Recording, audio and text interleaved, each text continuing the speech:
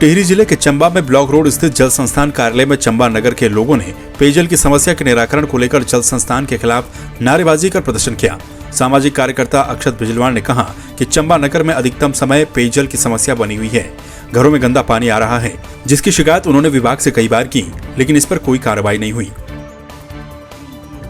तो यहाँ पे जो पंप मोटर्स काम करती हैं, अभी वर्तमान में 3 मोटर काम कर रही हैं। उन 3 मोटर में से एक मोटर तो बरसों से खराब हो रखी है और 2 मोटर जो है वो कम से कम 15-20 सालों से, जब से वो लगाई गई हैं तब से उनको बदला नहीं किया है। और जब एक पंप मोटर को जब इतने समय से, जिसकी क्षमता लगभग 5-6 साल काम करने की होती है, उसकी डेट एक्सपायर हो चुकी है और आज भी हम उन्हीं पंप मोटर से काम ले रहे हैं, तो पानी का जो फोर्स होगा वो उतना टैंक में आएगा नहीं। इतने बड़े क्षेत्र को एक एई के द्वारा, एक जेई के द्वारा संचालित नहीं किया जा सकता, क्योंकि जनता की समस्याएं लगातार बनी हुई हैं। सबसे बड़ी जो लापरवाही इसमें है, जो जल संस्थान के एक्शन है सतीश नौटियाल जी, वो एक इस प्रकार से धूर्त हो चुके हैं। वो किसी जनता के प्रतिनिधि की समस्या को सुनने के लिए तैयार नहीं है, किसी जनता की समस्याओं को सुनने के लिए तैयार नहीं है। हम हमेशा कहते हैं कि जल ही जीवन है, और अगर जल हमारा संकट में, तो हमारा जीवन संकट में है। तो ऐसे अधिकारियों को तुरंत तत्काल प्रभाव से इस्तीफा दे देना चाहिए। पांडुकेश्वर गांव के ग्रामीणों का भारी बर्फ में भगवान घंटाकर्ण की देवरा यात्रा में वसुधारा जाने का वीडियो वायरल हो रहा है।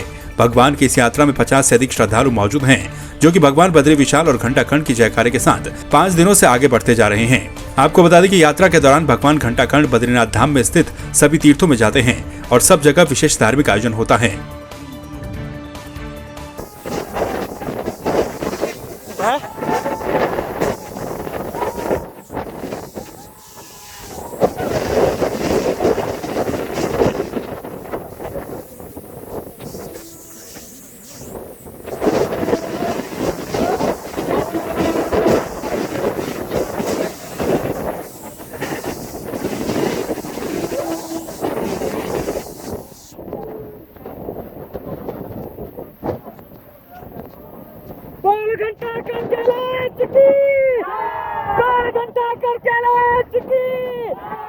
कुबेर भंडारी की, बोल नंदा माता की, बोल घाट कल्याण की, बोल भगवान बद्री विशाल की, बोल माया कल्याण की।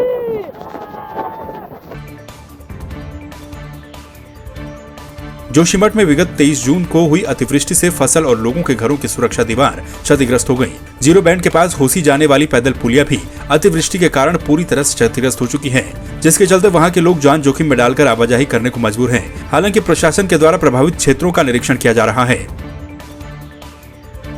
3 नालों में भारी जल भरा हुआ, इसमें ओली में ज्यादा बारिश आने के कारण, इनमें ज्यादा जल भराव होने के कारण इसने जगह जगह भू कटाव किया है। रिहायशी बस्तियों के नज़दीक इसने काफ़ी संख्या में कटाव किया है। उससे क्या हुआ कि रिहायशी बस्तियों में दरारें पड़ गई हैं, लोगों के मकानों में दरारें पड़ी हैं, लोगों के आगे पीछे की जो दीवार, मकान के आगे पीछे दीवारें थी, वो भी क्षतिग्रस्त हो चुकी हैं और लगभग सैकड़ों नाली भूमि इस देवी आपदा में बह चुकी है।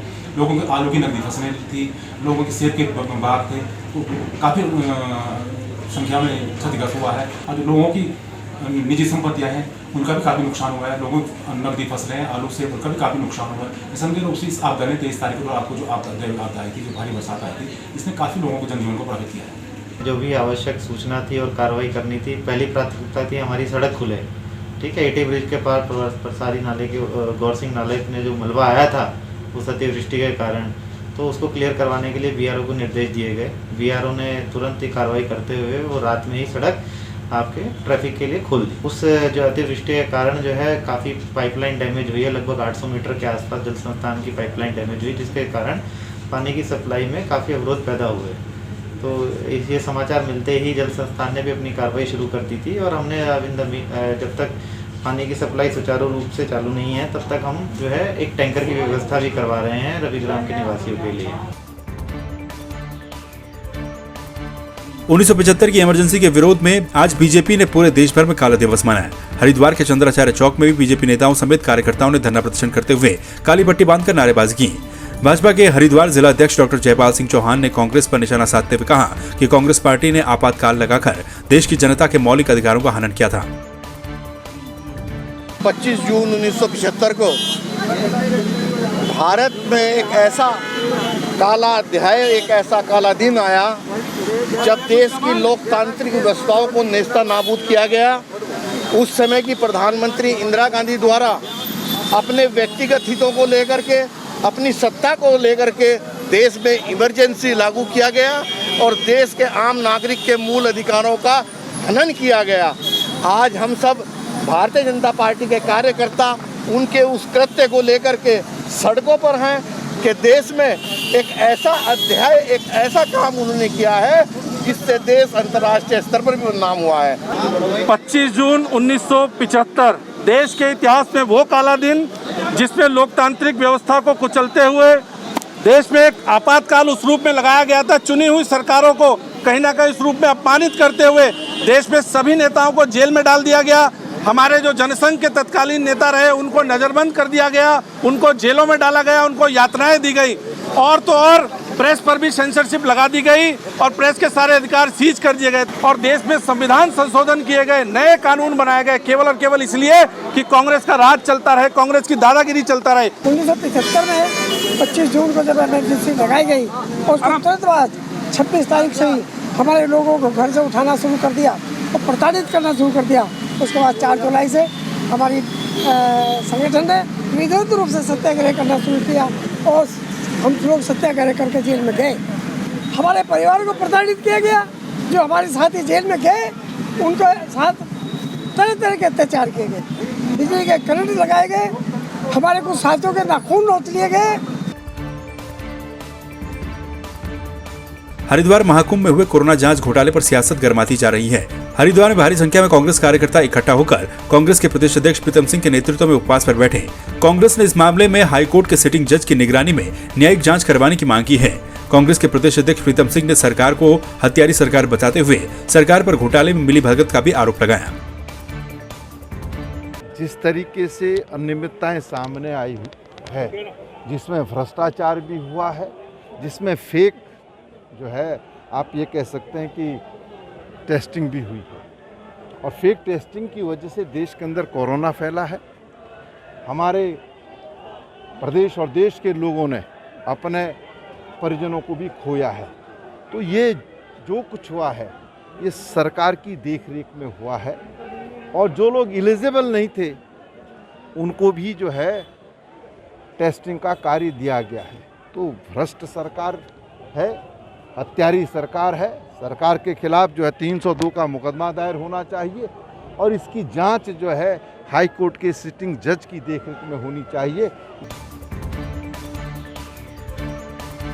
देहरादून में हडको आवासन और शहरी कार्य मंत्रालय भारत सरकार के उपक्रम के क्षेत्रीय प्रमुख संजय भार्गव ने शहरी विकास और सचिव मुख्यमंत्री कार्यालय शैलेश बगोली से भेंट की। उन्होंने जानकारी दी कि हडको के द्वारा अब तक उत्तराखंड में 775 करोड़ रुपए के परियोजनाओं पर वित्तीय सहयोग दिया गया है। इस बैठक में हडको से अशोक लालवानी संयुक्त महाप्रबंधक वित्त भी उपस्थित रहे। टीम 12 उत्तराखंड शक्ति फाउंडेशन और बूम सेवा इवेंट्स एंड इंटरनेशनल के द्वारा सीएचसी कालसी देहरादून में आशा कार्यकर्तियों को चिकित्सा किट वितरित की गई। 12 उत्तराखंड की युवा टीम के सहयोग से मानित मदान, सुशांत मोहन और अभिजीत पटवाल ने दान की शुरुआत की। काशीपुर में कोरोना काल के दौरान मरीजों के इलाज के लिए अधिकृत किए गए निजी अस्पतालों के द्वारा मरीजों से निर्धारित मूल्य से अधिक वसूली के मामले में काशीपुर पुलिस ने आयुष्मान हॉस्पिटल के विरुद्ध मुकदमा दर्ज कर लिया है। पीड़ित की शिकायत पर पुलिस ने जांच के बाद ये मुकदमा दर्ज किया है। आरोप है कि निजी अस्पतालों ने सरकारी मूल्यों से अधिक की वसूली कर मरीजों से मनमाने ढंग से पैसे की वसूली की थी, जिसको लेकर मरीजों के परिजनों ने पुलिस को इसकी शिकायत दी थी। अब जाकर के पुलिस ने मुकदमा दर्ज कर लिया है। लोग जो पुराने 1 महीना पहले उनसे ज़्यादा पेमेंट लिया गया था, उस समय गवर्नमेंट का एक क्लियरली नोटिफिकेशन था जिसके आधार पर एक सीलिंग दी हुई थी हॉस्पिटल्स को पेमेंट लेने के लिए। उससे ज़्यादा अगर कहीं पे पैसे लिए गए तो उसके आदेश उसमें कानूनी कार्रवाई जरूरी थी। कुछ अधिकारियों द्वारा तथा